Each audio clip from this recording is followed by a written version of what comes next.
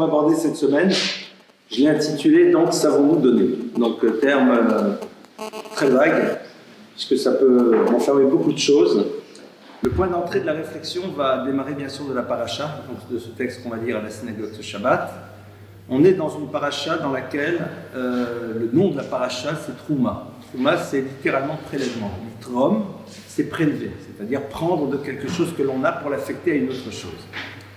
Et de manière très intéressante, le texte commence par nous dire Veuillez krouli teruma, mais et koli shachem devenu libotikru et terumati. Traduction, le texte dit Veuillez krou, et vous prendrez, li pour moi, teruma, un prélèvement, de tout individu dont le cœur a envie d'être dans le don, vous prendrez mon prélèvement.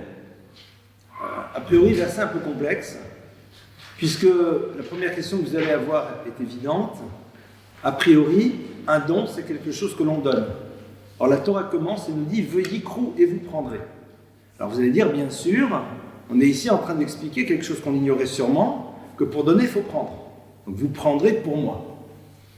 Vous imaginez bien que le texte de la Torah n'a pas besoin de m'expliquer quel est le processus qui est nécessaire pour pouvoir arriver dans l'univers du don, que pour l'instant, clairement, j'ai réduit à quelque chose que je possède et que je vais donner à un moment à un tiers, ici en l'occurrence pour la construction du sanctuaire.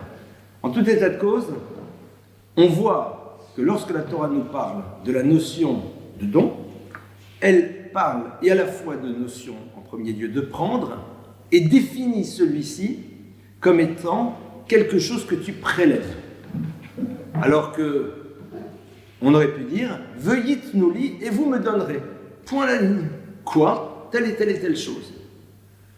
Le texte va dire par la suite « Voilà ce qui était nécessaire pour construire le temple, pour construire le sanctuaire, il fallait donner de l'or, de l'argent, du bois, ce que vous voulez. » Donc moi, j'écris le texte. Je fais beaucoup plus simple. Dieu considère que le peuple d'Israël doit donner ce qui est nécessaire pour construire ce lieu. À partir de là, le verset n'avait qu'à dire. Et Dieu parla aux enfants d'Israël et leur dit donnez de l'or, de l'argent, etc., pour construire le sanctuaire. Point barre. C'est amplement suffisant. On a donc ici tout un verset dont on ne comprend pas a priori la nécessité, et au-delà de ça, qui utilise des termes qui sont surprenants. Prendre un prélèvement, je prélève, de quoi il s'agit? Alors, pour comprendre cette idée-là, on va essayer, si vous le voulez bien, de redémarrer de bien plus haut à travers l'histoire de la création. Lorsque l'univers est créé, eh bien, le verset nous dit « Bereshit bara Elohim et hashamayim betaretz » Au commencement, Dieu créa les cieux et la terre. Vous savez qu'il y a plusieurs termes dans la Torah qui définissent le concept du divin. C'est-à-dire aussi bien qu'en français nous avons le terme de Dieu, en hébreu vous avez bon nombre de termes qui définissent le divin. Et chacun de ces termes correspond à une perception que l'on a du divin à l'intérieur de l'univers. C'est-à-dire que pour la Torah, on ne peut appréhender, de par notre dimension finie, quelque chose qui est du domaine de l'infini. C'est pas possible. Donc à partir du moment où on cite Dieu, on ne le cite pas à travers ce qui est dans son essence, mais les noms qui sont utilisés pour le désigner nous renvoient à un de ces attributs que l'on peut percevoir, si tant est qu'on a envie de le voir, à l'intérieur de l'univers. Ce n'est pas le sujet, ce serait d'ailleurs l'objet d'un cours très passionnant sur les différents noms de Dieu. Ce qui est sûr, c'est que le terme de Bereshit bara Elohim, Dieu créa au commencement, ce terme-là qui désigne le divin, nous renvoie à celui-ci dans la dimension de miséricorde. Car en effet, comme les maîtres de la tradition juive nous le disent, au début, l'univers aurait dû être créé sur le principe de la rigueur, de la justice. Et Dieu voit que celui-ci ne peut pas fonctionner sur le principe de la justice, il décide de le créer sur le principe du rachamim, de la miséricorde. Ça veut dire quoi? Le principe de la justice, c'est quelque chose qui est totalement logique, mais qui peut générer des conséquences très lourdes. Exemple très simple, je vous recrute pour un poste. je vous paye, fort bien. Vous avez une définition de poste. Vous avez des horaires. Vous devez remplir à un moment un certain nombre de... ramener un certain nombre de que sais-je, d'accord? Et puis vous décidez que vous allez venir à d'autres horaires et que vous n'allez pas rendre exactement ce que je vous demande. Et je vous licencie. Personne ne me trouvera injuste.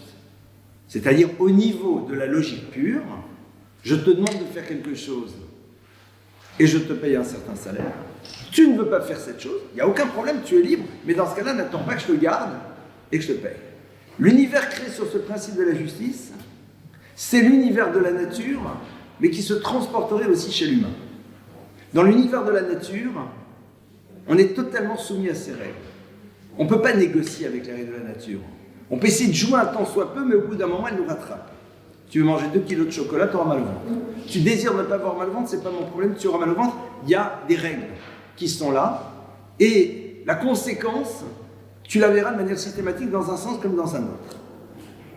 Dans la vision du monde que la Torah propose, dans laquelle Dieu attend quelque chose de l'humain, dès lors que l'humain ne remplirait pas l'attente de Dieu, à ce moment-là, exit. À partir de ce moment-là, cet univers ne peut pas fonctionner. C'est la raison pour laquelle le point d'entrée de l'univers, c'est Rachamim, c'est la miséricorde. Ça veut dire que l'univers dans lequel nous sommes ne peut fonctionner que dans la mesure où nous sommes prêts à un moment à dépasser ce qui s'inscrirait dans une forme de logique que l'on peut puiser à l'intérieur du regard que l'on porte sur le monde et la nature, pour décider que nous n'allons pas être exclusivement dans cette logique, mais que nous allons aller au-delà de celle-ci. Tu n'as pas rempli mon attente, tu n'as pas fait ce que tu aurais dû faire, il n'y a pas de raison que immédiatement tu en tires les conséquences. Il n'y a pas de raison qu'il y ait un rapport de cause à effet immédiat, car sinon, en effet, l'univers ne peut pas fonctionner. Et c'est la raison pour laquelle le verset va nous dire « Olam chesed yibane ». Le monde a été créé sur la base du chesed, c'est-à-dire de ce que l'on appellerait, nous, le don, mais que j'ai envie de traduire plus par l'univers de l'altérité. Mais au-delà de l'altérité, le monde a été créé pour des individus qui seront capables de s'affranchir de leur stricte logique et d'intégrer d'autres éléments à l'intérieur de le monde de relations pour que celui-ci perdure. La base même de l'univers, c'est donc Chesed. Sans Chesed, c'est-à-dire sans être capable de donner, c'est-à-dire d'aller au-delà de la logique, le monde ne peut pas fonctionner. Je donne un exemple très simple. Je suis là, tu as besoin, j'ai. Si je suis dans un monde de pure logique, au nom de quoi je devrais te donner? Tu n'as pas, c'est ton problème. Mais au plus profond de moi-même, c'est quelque chose qui m'habite. C'est de ne pas aller dans une foi logique qui dirait, cette personne n'a pas, pourquoi je devrais lui donner? C'est son problème, c'est pas le mien. Elle n'avait qu'à faire ce qu'il faut, et c'est la faute à pas de chance. Et c'est au fond le système déterministe, poussé jusqu'à son bout. C'est-à-dire, si je suis dans un monde déterministe, eh bien à un moment, c'est son histoire, c'est son truc, point la ligne, je n'intègre pas cela. Ou alors, je vais essayer de fonctionner différemment et d'aller au-delà de ce qui serait une forme de logique basique pour pouvoir, dans un second temps, apporter à cette personne ce dont elle a besoin. Alors, c'est vrai que nous, ça nous surprend. Pourquoi? Parce que, comme on a quand même été légèrement biberonné à être dans ce regard de don par rapport aux univers que l'on traverse, comme pour nous, cette idée de savoir partager avec l'autre ce qu'il n'a pas fait partie, j'ose espérer, d'une forme d'évidence, on ne réalise pas que c'est l'expression d'un modèle et d'un système qui a été mis en place, mais que, au fond, quelqu'un qui débarque, eh bien, a priori, pourrait rester dans le froid digne, c'est-à-dire dans la rigueur absolue, et ne pas du tout être dans l'altérité. Pourquoi il est important de le poser? Parce que on ne peut comprendre la notion de don que dans la mesure où on accepte de voir la complexité de celui-ci, que dans la mesure où justement, comme le verset me le dit, veuille croire, il faut que je prenne quelque chose. C'est-à-dire que rentrer dans le monde du don ne doit pas être basé sur l'univers du sentiment que je vais avoir vis-à-vis de l'autre et de sa souffrance, ou de la peur inconsciente que j'aurai qu'un jour je puisse être moi-même dans la situation de l'autre, et à partir de cela, créer ce qu'il faut pour que moi-même un jour je puisse être bénéficiaire puisque je l'ai fait exister vis-à-vis du tiers. Donc en deux mots, je prépare ma propre histoire potentielle. Clairement, on peut leur dire de se taire. Mais l'idée c'est quoi? C'est de réussir à un moment à se dire voilà, l'univers du don, l'univers de l'altérité, c'est d'abord quelque chose qui n'est pas lié au monde des sentiments. Ce n'est pas lié à quelque chose qui est du domaine de la sensibilité. C'est d'abord accepter que dans ma nature profonde, je suis intéressé par moi-même et que je considère que ce que je possède est à moi. Et c'est ainsi que nous fonctionnons. Alors bien sûr, comme vous avez construit quelque chose, évidemment ça nous semble complètement fou. Mais dans l'absolu, l'être humain est un être totalement centré sur lui-même. Il est d'abord concerné par son propre bien-être et apporter à l'autre souvent n'a de sens que dans la mesure où ça participe de son bien-être. Ne serait-ce qu'à travers la vision narcissique positive qu'il va avoir de lui-même. Ou alors, comme je l'ai dit, pour préparer éventuellement le jour où il devrait être bénéficiaire de ce qu'il a apporté par rapport aux autres. Et ça, c'est important de le savoir. Pourquoi? Parce que si, pour la Torah, nous n'intégrons pas cette complexité de savoir renoncer à quelque chose qui est à nous, de prélever, de prendre quelque chose qui est à moi, veuillikrou, je dois prendre. Si je prends, c'est pas le geste que j'ai besoin de te décrire, c'est surtout cette notion d'arrachement par rapport à quelque chose que je prends. Donc au moment où je vais te le donner, cette chose m'appartient. Et l'acte même de le donner me renvoie encore plus à cette notion d'appartenance, puisqu'il est là, je le prends. Donc je me vois bien dans cet univers de possession. Et maintenant, il va falloir que je m'en sépare et que je te le donne. Et cette idée-là, on la retrouve dans un autre verset de la Torah qui nous parle de la notion du don et qui commence aussi par cette phrase très curieuse qui patoar tiftach et yatralo. Car ouvrir, tu ouvriras ta main vers lui. De nouveau, même question, qu'est-ce que le verset a-t-il besoin d'utiliser cette terminologie un peu pesante? En plus, elle ne sert à rien. La redondance des termes est encore plus surprenante. La Torah te dit non. Qui patoar tiftach et yatralo. Le point d'entrée de l'univers du don, c'est l'effort que tu vas être obligé de faire pour ouvrir, c'est-à-dire accepter d'être d'abord dans ce constat que les choses t'appartiennent et que tu vas t'en dessaisir. En deux mots, on ne va pas être là pour la Torah expliquer aux gens que c'est normal de donner. Non, c'est compliqué. Parce que l'être humain n'a pas été créé de cette manière. Parce qu'il peut s'inscrire dans l'univers du din. Et Dieu a décidé qu'il va falloir maintenant qu'il introduise cette dimension de rachamim, c'est-à-dire cette dimension d'altérité, de miséricorde, de bonté, mais c'est quelque chose qui s'élabore, c'est quelque chose qui se construit, et ce n'est pas quelque chose qui est normal et naturel chez l'être. Évidemment qu'on a grandi dans une maison dans laquelle, dès le début de notre histoire, on nous a habitués à savoir apporter à l'autre, être sensible à son besoin. Alors pour nous, nous avons l'impression que c'est du domaine du naturel. Pourquoi? Bien parce que tout simplement, nous avons été conditionnés à cela, on a inscrit cela à l'intérieur de notre identité. Mais la Torah te dit, à la base, tikrou, patoar tiftar, ouvrir tu ouvriras, et prends la mesure, et réalise qu'au fond, savoir renoncer à quelque chose qui est à moi n'est pas quelque chose de simple. Pourquoi? À quoi ça sert? D'abord, parce que ça nous permet d'être dans la valorisation de l'acte que l'on fait. Et surtout, ça nous permet de comprendre la complexité que l'autre peut avoir de lui faire le même acte. À travers le fait que la Torah te renseigne sur le fait que ce qui t'appartient t'appartient et que pour toi t'en dessaisir, ils n'ont pas compris qu'ils ne devaient pas faire un Quoi? Tu peux leur dire de ma part. Tu peux leur dire de ma part, celui que ça me dérange tellement. Ou tu dis à Laura de leur dire. Dis à Laura qu'elle leur dise, parce que c'est pas très élégant de leur part. Donc, Merci beaucoup. Cette idée-là, c'est pour que toi, tu prennes la mesure de la difficulté que l'autre va avoir de ce geste. Et donc, à partir de ce moment-là, savoir comment apprécier, même si pour toi cet effort n'existe pas, parce que tu étais conditionné, parce que tu étais habitué, parce que tu as fait ce travail. En 2 mots, la normalité de l'investissement que l'autre va avoir vis-à-vis de moi n'existe pas. Le fait que je considère que si j'ai besoin, l'autre se doit, et que je ne vois pas où est le problème, n'est pas quelque chose d'évident. Or, dans la notion du don, c'est quoi? Le don, ce n'est pas juste, bien sûr, des objets, de l'argent ou autre chose.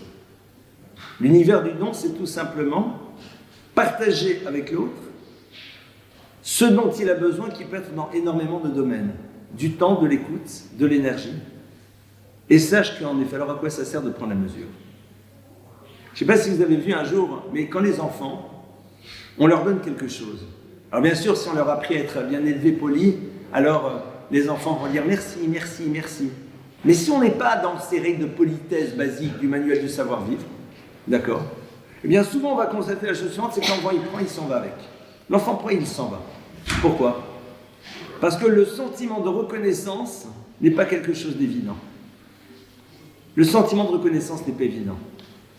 Or, ce qui construit la relation entre 2 êtres, c'est le sentiment de reconnaissance que l'on a par rapport à l'autre lorsqu'il nous apporte quelque chose.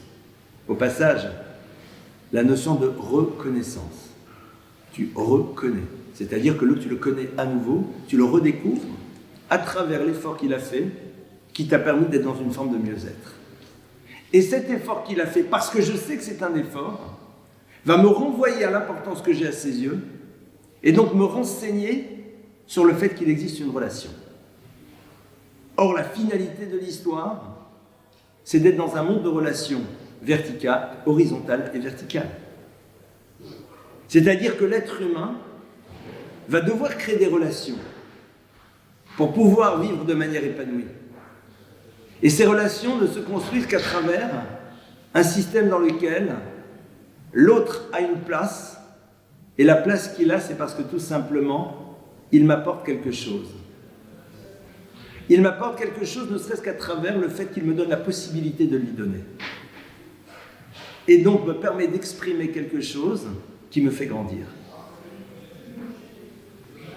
Parce que la notion de reconnaissance n'est pas nécessairement liée au fait que l'autre a rempli un manque. Elle n'est pas liée qu'à cette dimension-là. La notion de reconnaissance est liée au fait qu'à travers notre rencontre, il y a quelque chose de supplémentaire qui s'est inscrit dans ma vie. Et cette dimension supplémentaire, ça peut être aussi la possibilité que tu me donnes à travers ta présence de pouvoir m'arracher à ce sentiment égoïste et de pouvoir t'apporter.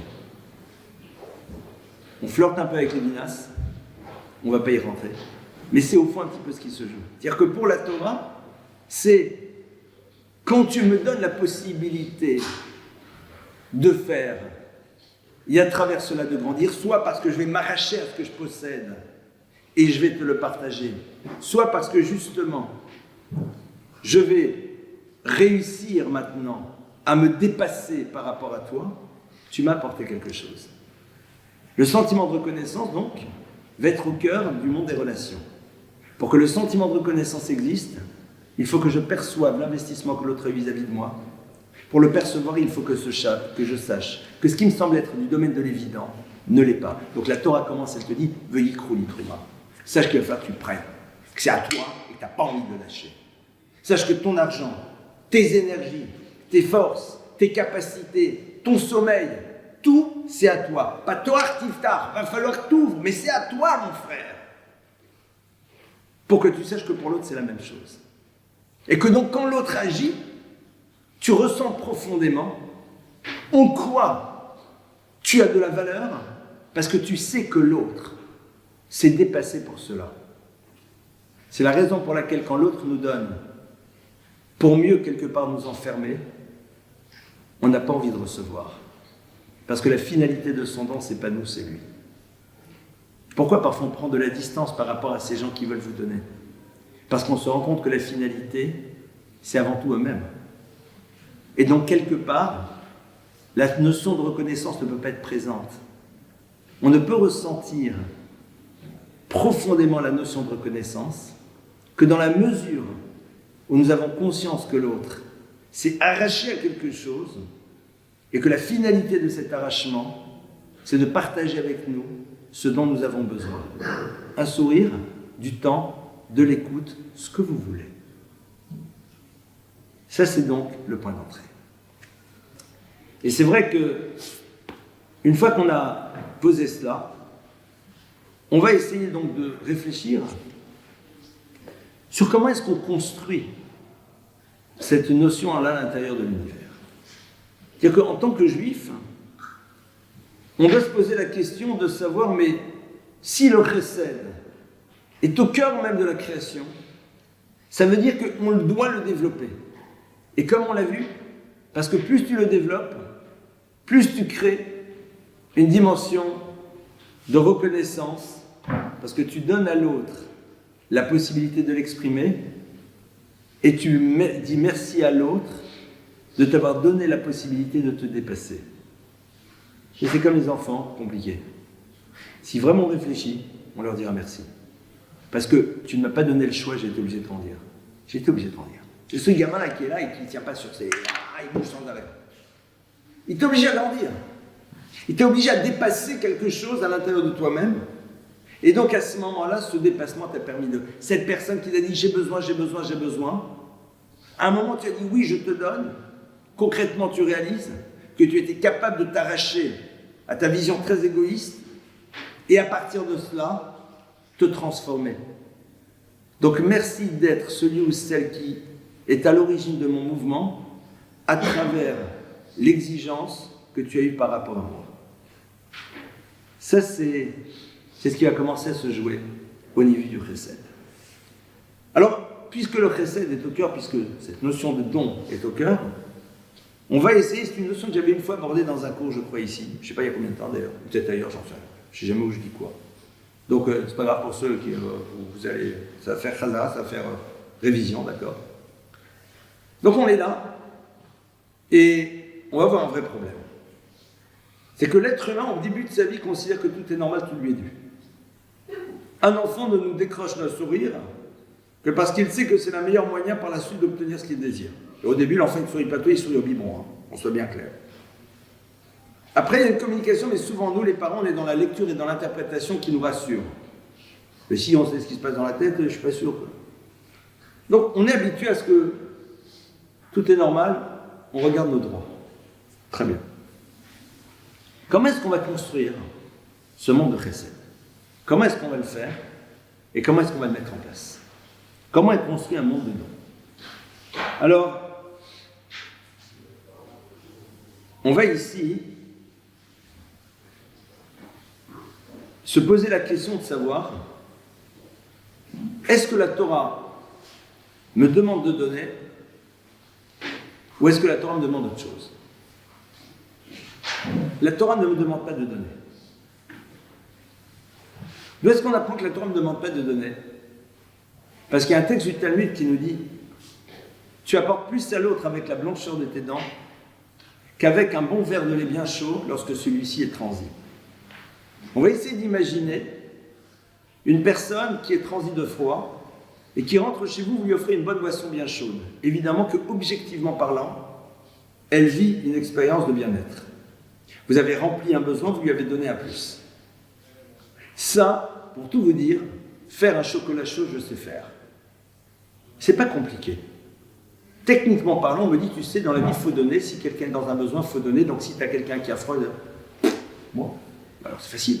Ah, monsieur le rabbin, j'ai aucun problème. Le monsieur, il vient, et je lui dis, asseyez-vous, je fais chauffer, je mets le lait, le chocolat, je tourne, voilà, cappuccino, machin, etc. C'est génial. D'accord? Maintenant, regardez-moi. D'accord? C'est insupportable. C'est pas ce sourire-là qui va vous nourrir. On dit que la blancheur de tes dents va nourrir l'autre, bien plus que le truc. Et elle va créer chez toi un bien-être. Si je vous fais un sourire d'homme politique, c'est glaçant. C'est glaçant. Parce que tu n'as qu'à regarder son regard. En parfaite contradiction avec le rictus qu'il s'est mis sur les lèvres. Donc au fond, qu'est-ce qui se passe? Pour pouvoir t'apporter ce sourire, il va falloir que je fasse un réel effort, beaucoup plus complexe que celui de te donner ce chocolat chaud. Pourquoi? Parce que concrètement, là il y a un acte technique, alors que là je dois exprimer quelque chose par rapport à toi. Donc j'ai un travail intérieur à faire. Un travail de bonté, de gentillesse. Il y a une réflexion par rapport à toi, ce dont tu as besoin. Et il faut quelque chose qui soit du domaine du vrai. La Gemara te dit, les maîtres du Talmud te disent, la valeur de la blancheur de tes dents est bien plus importante que le truc super qu'il a reçu. Pourquoi? Parce que concrètement, moi quand tu me fais mon chocolat chaud, je ne sais pas quel est l'effort que tu as dû faire. Alors je suis très content, je te dis merci. Mais ce que je suis sûr, c'est quand tu me souris réellement, alors que tu ne me connais pas, et que tu m'offres au fond quelque chose qui va me réchauffer intérieurement, là, il y a un investissement de ta part vis-à-vis de moi. Et ça, c'est cette conscience de l'importance que tu me donnes à travers cet acte qui va m'apporter, qui va me nourrir et qui véritablement va me donner. Ce qui veut dire que pour la Torah, on ne cherche pas à donner. La Torah ne te demande pas de donner, la Torah te demande d'être un donneur. Et ce n'est pas du tout la même chose. Donner, c'est un acte technique de réponse par rapport à la difficulté de l'autre ou sa demande. C'est quelque chose qui s'apparente presque à l'univers du savoir-vivre. C'est quelque chose qui serait condamnable si on ne le fait pas, mais ce n'est pas l'expression réellement d'une identité transformée à l'intérieur. D'ailleurs, ce n'est pas pour rien que les maîtres du Talmud disent que quelqu'un qui donne à tout le monde, eh bien, risque, dans le monde de vérité, de voir que l'intégralité de ce qu'il a donné était totalement invalidée. Son investissement pour les causes humanitaires, machin, et je te donne, et je fais des trucs, et des galas. Pourquoi? Qu'est-ce qui va invalider? Le fait qu'on lui révèle qu'il n'est pas donneur. Comment il n'est pas donneur? Je vais vous montrer. Vous me voyez ici? Imaginez que j'ai envie de lever les bras. D'accord? Je veux lever les bras. Mes bras se lèvent, se lèvent, se lèvent. Il y a quelqu'un qui est là, au bout d'un moment, je vais le toucher. D'accord? Si j'ai quelqu'un qui est juste à mes côtés, dès le moment où je les lève, évidemment, je vais être en contact avec cette personne. On est d'accord? Donc, quand je lève mes bras, c'est en premier lieu les personnes qui sont les plus proches qui vont être en contact avec ceci. Si je suis donneur, c'est-à-dire que ma préoccupation numéro 1, c'est quoi? C'est de savoir qu'est-ce que je peux apporter aux univers dans lesquels je suis. Et la première chose que je peux leur apporter, c'est quoi? On va voir même, il y a avant la première chose. La première chose, c'est quoi? C'est à minima un regard, un sourire, une écoute. Que sais-je? Les premiers bénéficiaires, c'est qui? Ceux qui sont plus proches. C'est pour ça que les maîtres de la Kabbale disent que si quelqu'un était incapable de donner aux personnes qui sont juste à côté de lui, c'est qu'il est tout sauf un donneur. C'est quelqu'un qui a donné. Parce que quand au plus profond de toi-même, ce qui t'habite, c'est de savoir, mais qu'est-ce que je peux apporter aux univers dans lesquels je me trouve, les premières personnes qui vont être bénéficiaires de cela sont mécaniquement parlant celles et ceux qui sont autour de nous. Et donc c'est pour ça que le Zohar dit, on jugera la valeur d'un don à la capacité qu'a eu l'individu d'exprimer cette dimension dans ses univers de proximité. Parce que c'est bien de donner à ceux qui sont proches, et ça se fait pas de donner à tout le monde et pas. Non, c'est pas un problème de bien et de mal. C'est que si tu es dans cette préoccupation d'apporter, mais les premières personnes que tu rencontres, tu leur apportes. Ça, c'est donc ce qu'on appelle construire une identité. Et donc, quelqu'un qui est dans l'univers du don, évidemment, quelle va être une des conséquences basiques? C'est une personne qui ne pourra peut-être jamais être dans la médisance. Parce que si ta préoccupation permanente, c'est d'apporter aux autres, et que tu sais qu'un mot négatif peut détruire l'autre, ça va à l'encontre de ce que tu as créé dans ton identité profonde. On a tous dit à un moment des trucs un peu borderline sur les autres. C'est des personnes qui n'ont aucun problème. Mais si ta préoccupation vis-à-vis de l'humain que tu rencontres, c'est avant tout de lui apporter. Alors, bien sûr, si vous dites, oui, mais le gars a la crapule absolue qu'il raconte sur lui, pas de problème. Mais je parle des petites embrouilles, des petits trucs, elle te au courant, ce qui paraît, il a fait, ce qui paraît, il a fait, ce genre de trucs bêtes. Mais l'autre lui dit, j'ai envie de lui donner. Et c'est pas vrai. Parce que la première chose que tu peux donner à l'autre, c'est justement de ne pas lui faire du mal.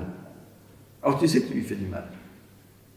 Quelqu'un qui a construit profondément à l'intérieur de lui cette identité dedans, aura une difficulté majeure à faire des actes qui peuvent faire du mal à l'autre. Parce que c'est en parfaite contradiction avec ce qu'il est à l'intérieur de lui-même. Alors, si on analyse les premiers actes de dons que l'on peut faire dans le monde, eh bien, c'est avant même le sourire, avant même le regard, avant même cela, la première chose que tu apportes aux autres, c'est quoi? C'est ta non-toxicité. De ne pas être toxique. Parce que ta non-toxicité, c'est l'élément qui va permettre à l'autre de savoir garder ses énergies pour construire ce qu'il a envie de construire. Tous les enfants du monde, dont les parents ont pu divorcer ou ils se sont disputés ou autre, auraient été très heureux, au-delà du trauma que ça crée chez eux, de ne pas subir des choses qui sont lourdes, pour ne pas être obligés d'utiliser leurs énergies, soit pour se protéger, soit pour oublier. Évidemment. Vous interviewez n'importe quel enfant, n'importe quel individu, qui a été confronté à quelqu'un de toxique, de par son caractère et son style. Je ne parle pas le toxique qui va répandre de l'acide chlorhydrique, quelqu'un qui est un peu mal embouché, de quelqu'un qui est un peu coléreux, de quelqu'un qui ne calcule pas, qui a côté sympa. Mais on est d'accord que si ces parties-là n'étaient pas présentes, ça arrangerait tout le monde. Maintenant, la relation va. Mais cette absence de toxicité permet aux univers que tu traverses, non pas juste de te nourrir de ce que tu es, mais de ne pas avoir besoin d'utiliser des ressources qui leur appartiennent pour pouvoir, à partir de cela, soit réparer, soit se protéger. Vous savez, nos énergies ne sont pas là pour réparer, elles sont là pour construire. Or, souvent, on les utilise juste pour réparer. Qu'est-ce que tu apportes à l'autre? Eh bien, justement, le fait que tu ne lui donneras pas la nécessité de réparer, ou le moins possible. Évidemment, on a tous fait des erreurs. Évidemment, on a tous été toxiques à un moment. Mais faire ce travail, c'est au fond quelque chose qui n'a de sens que dans la mesure où on a d'abord intégré ce que veut dire donner dans l'univers. C'est-à-dire être source de tout ce que je peux apporter, et apporter aux autres, c'est d'abord les préserver. Apporter aux autres, c'est d'abord leur permettre de ne pas. C'est la raison pour laquelle protéger de manière trop importante l'autre, ce n'est pas lui donner, parce que je l'empêche de se confronter à des situations qui vont lui faire découvrir des ressources qu'il pourra utiliser par la suite. Et c'est très subtil. C'est-à-dire qu'un enfant auprès duquel tu n'es pas en permanence, quand il monte sur des agrès, sur des choses comme ça, même s'il tombe et qu'il se fait mal, on dit mais c'est qui cette personne? Non. Parce que tout simplement, les ressources pour pouvoir se dépasser, les ressources pour pouvoir affronter la difficulté et la douleur sont présentes, et plus tôt tu vas les découvrir, mieux tu pourras les utiliser par la suite. Mais tout est une question, bien sûr, de finesse et de dosage. Je parle de l'enfant qui dit « aide-moi, aide-moi ». Et ici, en effet, il va découvrir de nouveaux éléments dans sa boîte à outils qui vont au contraire lui apporter. Tu as vu que tu es capable, tu as vu que tu as réussi à trouver la solution. Je lui ai donné quelque chose, en ne donnant pas, en n'intervenant pas, en n'étant pas dans le schéma de « mais un parent bon et gentil, dès que son enfant l'appelle au secours, il fonce », non.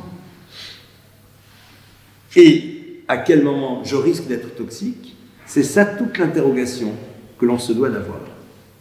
Donc on a ici déjà, vous voyez, quelques axes que la Torah nous propose. Et ce que je trouve très intéressant, c'est que cette lecture que la Torah nous propose, elle passe donc à travers, comme on l'avait vu, 2-3 versets, qu'on a analysé pour l'instant relativement en surface, et avec ce texte du Talmud, par rapport à la blancheur de tes dents, versus le chocolat chaud que tu verses à celui qui est en effet affamé et assoiffé.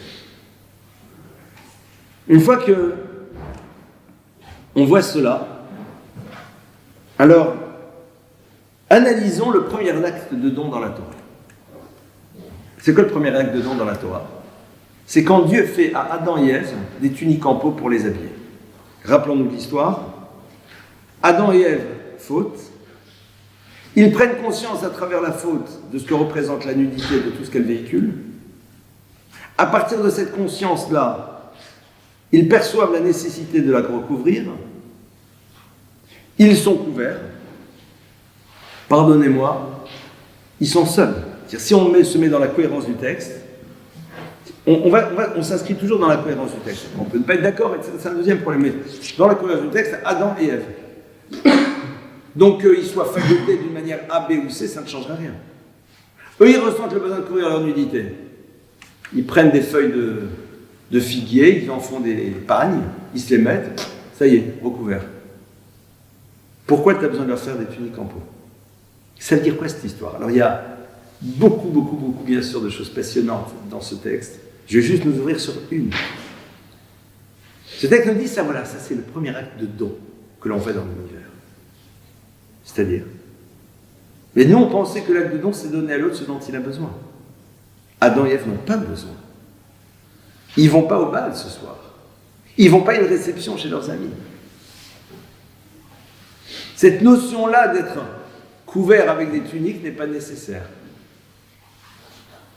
Mais qu'on le veuille ou pas, le jour où ils seront recouverts avec ces tuniques, ça serait un plus. Ça veut dire que donner, c'est d'abord penser à ce que je peux apporter à l'autre, même si ce n'est pas un besoin. Sortir de l'univers du besoin. Ne pas réfléchir à être juste en réponse, mais me dire, mais au fond, le mieux-être de l'autre, je peux le lui fournir. Pourquoi je ne lui fournirai pas? Pourquoi je ne donnerai pas à l'autre un élément supplémentaire? On a vu que donner, c'est ne pas être toxique, c'est-à-dire ne pas enlever quelque chose à l'autre. Ne pas s'approprier des énergies à travers le fait qu'on les consacre à la réparation de quelque chose qu'on a détruit. Donc sur ça, on est clair. Mais maintenant, dans l'acte, on va dire de je donne, la Torah dit, le point de départ du don, c'est qu'il n'y a pas de besoin. Il n'y a pas de besoin. Il n'y a pas de besoin. Alors qu'est-ce que je peux apporter à l'autre? Un plus. Et c'est ce plus-là que je vais chercher à lui donner.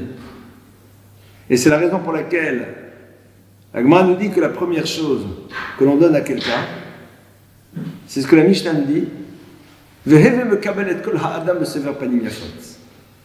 Shammai nous enseigne, et Shammai au passage c'est celui que l'on considère comme étant l'être de la rigueur dans la tradition juive, quelqu'un qui est un maître assez rigoureux. Shammai dit, c'est Shammai, ce Shammai que l'on accuse parfois de dire ouais c'est l'ultra-orthodoxie fanatique par rapport à Hillel qui est l'univers de la coolitude. Quand vous regardez, c'est légèrement plus complexe que ça. Shammai il est là, il dit reçoit la totalité des individus, le sévère panimiafot avec un visage agréable et ouvert. Traduction, la première chose que tu peux offrir à l'autre, c'est la conscience qu'il va avoir d'exister à travers le regard que tu lui portes. Ah, il y a des personnes, bof. Alors ne prenez pas le cas du tueur à gages, mais d'autres personnes. Regardez la Mishnah, qu'est-ce qu'elle dit? Heve mekabel et kol ha-adam. Reçoit tout le homme, pronom défini. De nouveau, c'est quoi ce texte? Non, un hébraïsant aurait dit, mais c'est une erreur. On aurait dit marqué, Heve mekabel et kol adam. Reçoit tout individu. Alors là, il est marqué ha-adam, le homme, dans sa le pronom défini. Ici, la Chachamim, juste avec ça, nous ouvrent, comme d'habitude, sur beaucoup de choses, mais juste ouvrir une porte. Ha-Adam, c'est l'être dans sa globalité. C'est en deux mots, donne-toi les moyens de sourire en voyant l'autre dans sa globalité, non pas à travers le prisme d'un élément qu'il constitue. Parce que nous avons tendance, de manière évidente, comme ça dit Rabbeinu Asher le Roche au XIVe siècle, d'Arkan Shelabriot, la matière profonde des êtres, c'est de voir d'abord les éléments qui dysfonctionnent. De repérer d'abord la problématique. Et donc, si j'ai face à moi l'individu qui se révèle à travers quelque chose qui me pose problème, évidemment, je ne peux pas être dans ce sourire. Parce que je ne peux pas sourire à quelque chose qui me dérange. La Mishnah, les Chachamim, sachant que c'est ainsi que l'on fonctionne, c'est-à-dire que tu le veuilles ou pas, tu fonctionnes comme ça. Il y a un travail à faire pour s'en arracher. Mais non, on fonctionne comme ça, dit, regarde, tout ha-adam, Et évidemment, tu trouveras dans l'être qui est en face de toi des éléments qui te permettront d'arriver à sourire. Ça veut dire qu'on peut parfois trouver le prétexte chez l'autre pour ne pas assumer nos responsabilités vis-à-vis de lui. On est spécialiste d'ailleurs. On est spécialiste de trouver chez l'autre l'élément qui pose problème et qui nous permettra de nous justifier de ne pas nous investir par rapport à lui. C'est intéressant. Et là, le Mishnah te dit, il ne peut pas faire ça. Dans un monde dans lequel la notion du don est présente, et kol ha'adam, regarde l'autre dans tout ce qu'il est. Et évidemment que dans tout ce qu'il est, tu vas découvrir beaucoup de choses qui sont belles, beaucoup de choses qui vont te faciliter l'investissement que tu dois faire vis-à-vis de lui. En 2 mots, la Torah me propose, dans l'univers du don, d'abord, d'être dans une forme de proactivité qui n'est pas dépendante du besoin, mais de la réflexion que j'ai sur la possibilité que j'ai d'apporter. La proactivité, c'est la réflexion d'abord sur la source que je suis par rapport au bien-être du tiers. Et on l'est toutes et tous. On l'est toutes et tous, qu'on le veuille ou pas. Voire même qu'on dysfonctionne, sans nous en rendre compte, on aide l'autre à grandir parce qu'il est obligé de grandir. Mais bon, on préfère que ça se passe autrement. Et c'est ça, au fond, qui va être intéressant.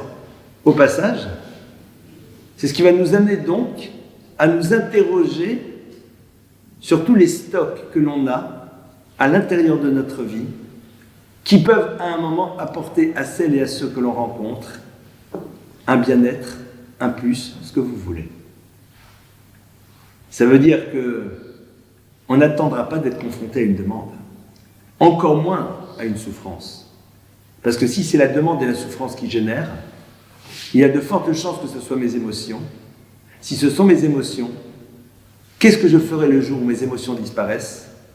Qu'est-ce que je ferai le jour où d'autres événements plus lourds sont créateurs d'émotions et donc je ne verrai plus cette souffrance parce qu'il y en a d'autres qui prennent le pas. Et ça, il n'y a rien de pire que ça. C'est pour cela que la Torah dit, attention, l'univers du don ne doit pas commencer par une réponse à une demande, ne doit pas commencer par un monde d'émotions, doit commencer d'abord par cette réflexion sur ce que tu peux apporter aux univers dans lesquels tu te trouves. Et donc, évidemment,